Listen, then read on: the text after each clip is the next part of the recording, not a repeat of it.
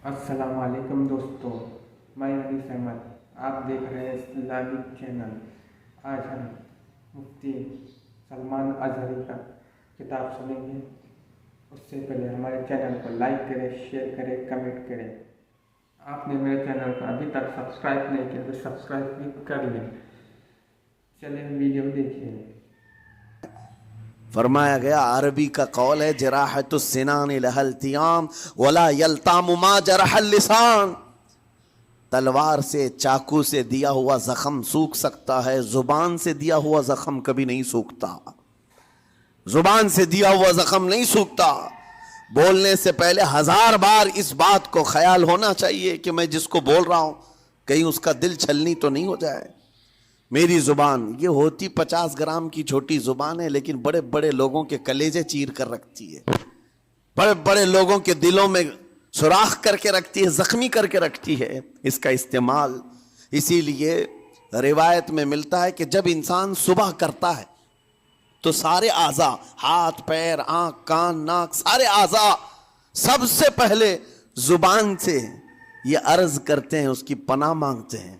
कहते हैं आज तू सही सलामत रहेगी तो हम सब सही सलामत रहेंगे, और अगर तू फिसल गई तो अजाब हम पर भी होगा।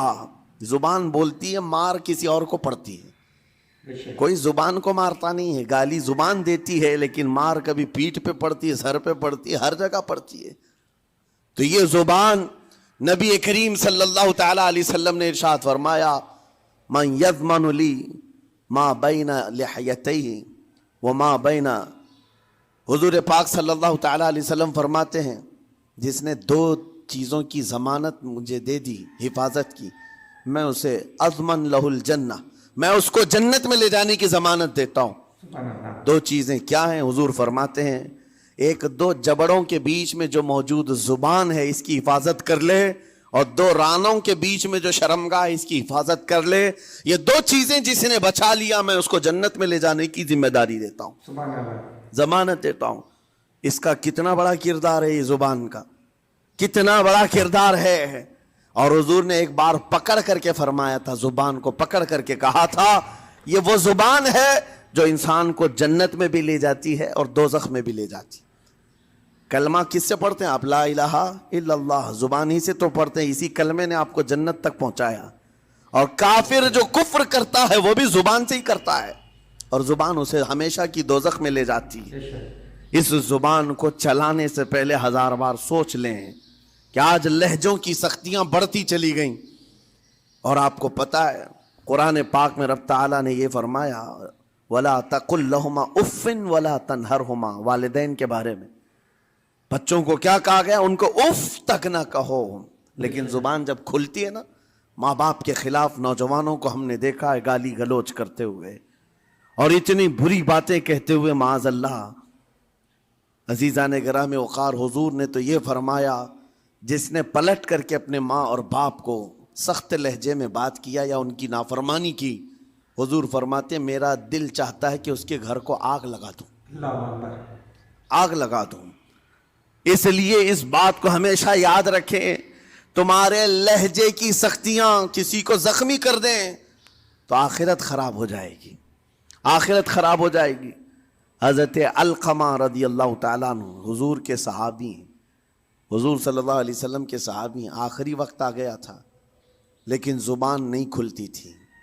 उन हुजूर पाक सल्लल्लाहु अलैहि वसल्लम के पास सिफारिश लाई गई कि आपके वो साथी हैं, इंतकाल कर रहे हैं, लेकिन ज़ुबान पर कलमा भी नहीं आता। हुजूर तशरीफ़ लाए, देखा, पूछा घर में इनके कौन कौन है? कहा बीवी है और माँ। माँ को बुलाया और कहा अलक़मा के बारे में क्या कहती हो, कैसा था? कहा बहुत अच्छा, परहेजगार, इबादत गुजार, सारी नेकोकारियाँ इसके अंदर हैं। तो फिर हुजूर ने पूछा, अच्छा ये बहुत नेक था, तुम भी इससे राजी हो कि नहीं हो? माँ ने कहा मैं नहीं राजी हूं, मैं राजी नहीं हूं। कहा क्यों, वजह क्या है? कहा या रसूल अल्लाह, मेरा अकलौता बेटा, मेरा तन्हा बेटा था, बड़ी मोहब्बतों के साथ इसको पाला था, और जब मैंने इसकी शादी की, अपनी बीवी को लाया, और जब बीवी घर पर आ गई तो मेरी बात को हल्के में लेता, अपनी बीवी की बात को فوقیت دیتا, ترجیح دیتا. اور اس وقت غالباً یہ باتیں تھی کہ زبان سے کوئی کلمہ ان کے نکلا ہوگا جو بیوی کی حمایت میں تھی. ماں کو تکلیف پہنچ گئی, کہا میرا دل گوارا نہیں کرتا, میں اس سے راضی نہیں ہوں. باقی وہ بہت نیک بندہ ہے, بہت اچھا ہے. حضور نے فرمایا دیکھو زندگی کے آخری پڑاؤ پر آ چکا ہے, روح نکلنے کو ہے, معاف کر دو. وہ بھی صحابیہ تھی, انہوں نے کہا آقا آپ کا حکم ہے یا مشورہ ہے؟ اگر حکم ہے تو پھر ماننا ہے. حضور نے فرمایا نہیں, حکم نہیں مشورہ ہے. کہا مشورہ ہے تو پھر دل نہیں چاہتا, دل نہیں چاہتا. حضور نے فرمایا صحابہ سے کہ لکڑیاں جمع کرو, آگ لگاؤ اور انہیں اٹھاؤ, آگ میں ڈال دو. آگ دہکائی گئی تو ماں کی ظاہر سی بات ہے ممتا بے چین ہو گئی. کہا ان کو میرے سامنے آگ میں ڈالیں گے؟ کہا ہاں, اس سے بہتر ہے کہ وہاں جلے گا, یہاں جلے. وہ ماں کہتی آقا آپ گواہ ہو جائیں, میں اپنے بیٹے کو معاف کرتی ہوں. ادھر معاف کیا, ان کی زبان پر کلمہ طیبہ جاری ہوا. میرے عزیزو یہ بتانا مقصود اس لیے ہے کہ زبان سے دیے ہوئے زخم خواہ والدین کو ہو, یہ معمولی نہیں ہوتے. ہو سکتا ہے آخری وقت تمہاری زبان بند ہو جائے اور کلمہ طیبہ بھی نہ جاری ہو, زبان کھلنے بھی نہ لگے, یہ حالات آ جائیں گے. اس لیے اپنی زبان کا کنٹرول برقرار رکھو, کس سے کیا کہنا ہے. ابھی میں اس کا دوسرا پارٹ بھی بتاتا ہوں زبان کے استعمال کا. یہ نرمی لہجے کے اندر ہونا بہت ضروری ہے, لیکن کچھ جگہوں پر سختی کی اجازت ہے, لیکن وہ مقامات الگ ہیں. نرم لہجہ حضور پاک صلی اللہ تعالی علیہ وسلم کے فرامین میں سے ہے. ایک بات بڑی, بغداد مقدسہ میں نے ایک ولی پاک کی زیارت کی, ان کے آستانے پر بھی میں ابھی بیان کیا تھا.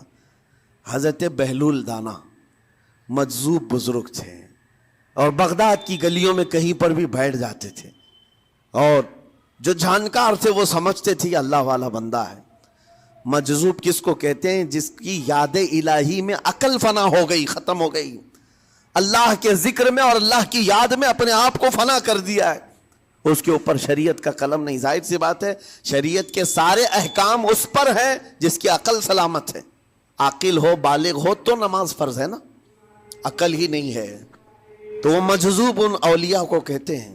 لیکن ان کے بارے میں حدیث میں ہے, اللہ کے نبی نے فرمایا وہ ایسے بندے ہیں کہ اگر اللہ کو قسم دے دیں کسی بات کی, اللہ ان کی قسم پوری کرتا ہے. وہ بہلول دانا بیٹھے ہوئے تھے. بغداد کا ایک مشہور تاجر تھا, لیکن خستہ حال تھا, بہت نقصان اٹھا چکا تھا, خسارے میں چل رہا تھا, بزنس پورا لاس میں, اور وہ پریشان حال بہلول دانا کے پاس آیا, گڑ گڑایا, کہا کہ حضور مجھے بچا لیں, رحم کر لیں, میں تاجر ہوں, لٹ گیا ہوں, لاس میں ہوں, کچھ آپ فرما دیں, میں کیسے اس بھنور سے نکلوں. بہلول دانا نے دیکھا, کہا ٹھیک ہے کچھ پیسے بچے ہیں؟ کہا ہاں ہے, وہ بس اتنا سرمایہ ہے کہ مال لیتا ہوں پھر بیچ دیتا ہوں, نفع نہیں ہوتا. بہلول دانا نے کہا ایک کام کر, کالا کپڑا جتنا ملتا ہے سب خرید لے, پورے شہر سے کالا کپڑا جہاں جہاں مل جائے سب لے کر سٹاک کر لے. کہا جی حضور آپ نے جیسا فرمایا. گیا, جتنا سرمایہ تھا سب لگا دیا, کالا کپڑا خرید کر ایک جگہ سٹاک کر دیا. اللہ والے کا حکم تھا. لیکن ہوا یہ کہ بغداد کا معمول تھا, 8 دن گزرے نہیں تھے کہ وہاں وقت کے حاکم کا انتقال ہوا. اور جب حاکم کا انتقال ہوتا تو شہر کے جتنے بڑے لوگ ہوتے, رئیس لوگ, وہ اس کے سوگ میں, اس کے غم میں کالا کپڑا پہنتے تھے, اور کالا کپڑا سوائے اس تاجر کے کسی کے پاس نہیں تھا.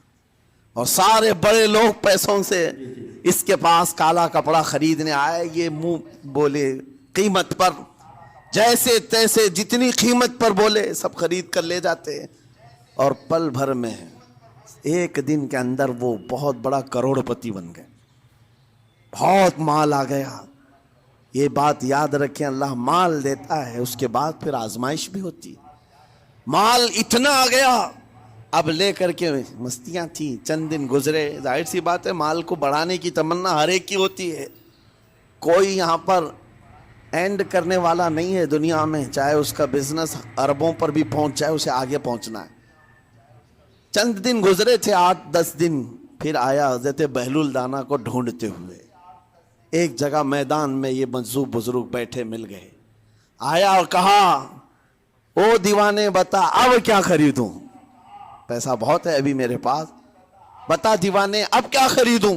उन्होंने देखा, कहा कि लहजा तो बदला हुआ है, पैसा बहुत ज्यादा था। कहा कि ठीक है, कोई बात नहीं, अल्लाह वालों को इन सब चीजों से कोई लेना देना नहीं।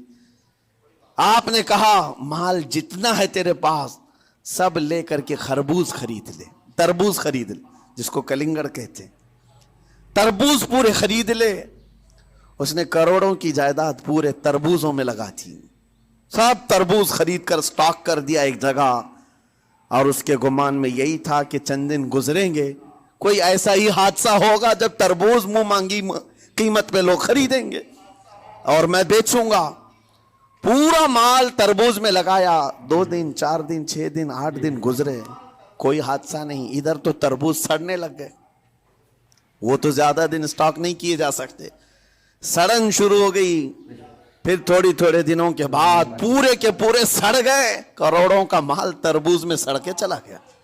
वो बेकिच भी नहीं सका, कुछ नहीं कर सका, वापस चीखता चिल्लाता उसी हालत में आया, पहले से भी ज्यादा बदतर हालत में मैं आ गया हूं।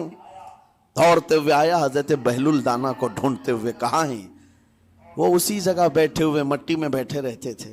करीब आया और कहने लगा कि आपने मेरे साथ ऐसा क्यों किया बहलुल? बहलुल दाना ने कहा क्या हुआ? कहा मैं तो लुट गया, तरबूज में पैसे लगाए आपकी वजह से और पूरे सड़ गए। बहलुल दाना ने कहा मैंने तो कुछ नहीं किया, पहले तो तुझे नफा मिला था वो तेरे लहजे की वजह से, अब खसारा हुआ है तेरे लहजे की वजह से। पहले जो आया था बात करने के लिए उस वक्त तेरी तमीज अलग थी, तेरी तहजीब अलग थी, अखलाक अलग थी। गिड़गिड़ा कर कहा था कि मैं लुट गया हूं, आप रहम कर दें। दूसरी बार आकर के क्या कहा? ओ दीवाने बता क्या खरीदूं। लहजा बदल गया तो पूरी हैसियत बदल गई। जुबान हमारी ऊंचाई पर भी ले जाती है और नीचे भी ले आती। इस बात को हमेशा मलहूज रखें कि इस जुबान से बहुत सारे लोग नफा भी उठाते हैं, बहुत सारे लोग। जज़ाकल्लाह, आपने मेरे वीडियो के लिए इतना टाइम निकाला। अल्लाह हाफिज़। Next video